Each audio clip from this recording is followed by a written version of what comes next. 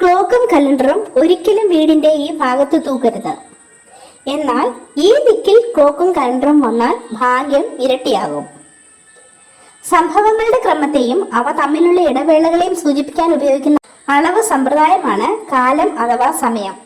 Calendar, ഘടികാരം തുടങ്ങിയ ഉപകരണങ്ങൾ ഉപയോഗിച്ചാണ് സമയത്തെ നിർണയിക്കുന്നതും അളക്കുന്നതും.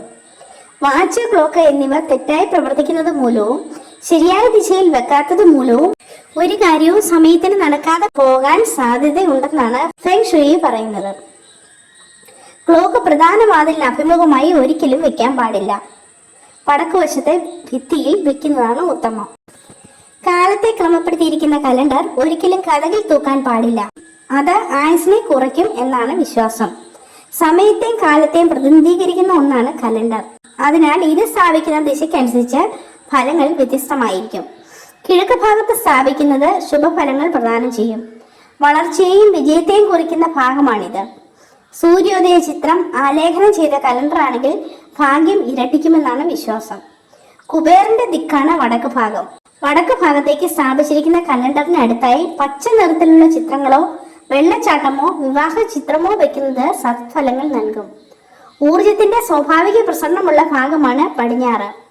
ബിസിനസ് സംബന്ധമായ ഉയർച്ചയ്ക്ക് പടിഞ്ഞാറ് ഭാഗത്തേക്ക് കലണ്ടർ തൂക്കുന്നത് ഉത്തമമാണ്. അഭിവൃദ്ധിക്കായി വ്യാപാര സ്ഥാപനങ്ങളിൽ പടിഞ്ഞാറേ ദിശയിലേക്ക് വേണം കലണ്ടർ സ്ഥാപിക്കാൻ. തെക്ക് ഭാഗത്തേക്ക് തിരിഞ്ഞ് കലണ്ടർ തൂക്കുന്നത് ദൗർഭാഗ്യമാണെന്നാണ് പറയുന്നത്. ധനാഗമനത്തിന് തടസ്സം സൃഷ്ടിക്കും. കൂടാതെ ഗ്രഹനാഥനെ പല രീതിയിലുള്ള രോഗങ്ങൾ അലട്ടിക്കൊണ്ടിരിക്കും. പൊതുവെ പറഞ്ഞാൽ തെക്ക് ഭാഗം ഒഴിച്ച് ബാക്കി ദിശകളിലേക്ക് കലണ്ടർ സ്ഥാപിക്കാവുന്നതാണ്. ഓരോ ഭാഗത്തിനും ഓരോ ഫലങ്ങളാണെന്നേ ഉള്ളൂ. കലണ്ടറിൽ ക്രൂര മൃഗങ്ങൾ, ദുഃഖ ചിത്രങ്ങളൊന്നും പാടില്ല. ഇത് നെഗറ്റീവ് ഊർജത്തിന് കാരണമാകും. ഭവനത്തിലേക്ക് വരുന്ന പോസിറ്റീവ് ഊർജത്തെ തടസ്സപ്പെടുത്തുന്നതിനാൽ പ്രധാന വാതിൽ നിന്നും കാണത്തക്ക രീതിയിൽ ഒരിക്കലും കലണ്ടർ സ്ഥാപിക്കരുത്. ഭിത്തിയിൽ തൂക്കുന്നതാണ് നന്ന്. കതകിന് പുറകിലായോ ജനൽപ്പടിയിലോ കലണ്ടർ സ്ഥാപിക്കുന്നത് ഒഴിവാക്കുക. വീഡിയോ ഇഷ്ടമായെങ്കിൽ ലൈക്ക് ചെയ്യുക. ഉപകാരപ്രദമെന്ന് തോന്നിയാൽ ഷെയർ ചെയ്യുക.